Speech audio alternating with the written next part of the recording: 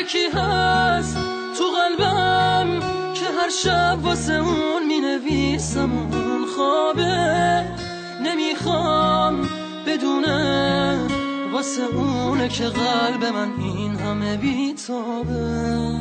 یه کاغذ یه خودکار دوباره شده همدم این دل دیوونه، یه نامه که خیسه پر از عشقه با کسی بازم اونو نمیخونه.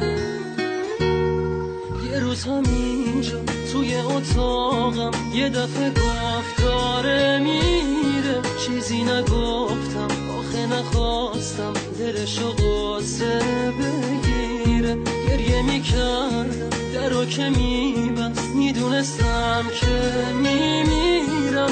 اون عزیزم بود نمیتونستم جلوی راشو بگیرم. میترسم یه روزی برسه که اونو نبینم، بمیرم تنها. خدایا کمک کن، نمیخوام بدونه دارم جون میکنم اینجا. سکوت اتاقا داره میشکنه تیک تاک ساعت رو دیوار. دوباره نمیخواد بشه باور من که دیگه نمیاد انگار.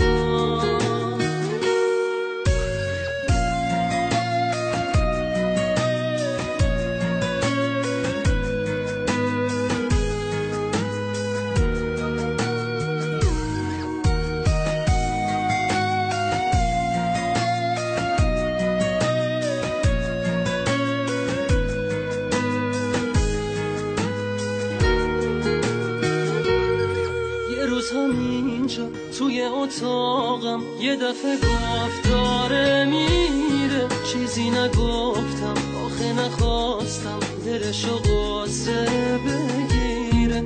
گریه میکردم درو که میبست، میدونستم که میمیرم. اون عزیزم بود نمیتونستم جلوی راشو بگیرم.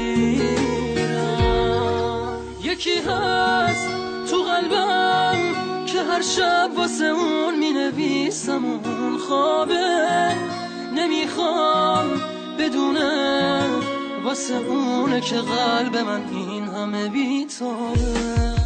یه کاغذ یه خودکار دوباره شده همدم این دل دیوونه، یه نامه که خیسه پر از عشقه با کسی بازم اونو نمیخونه.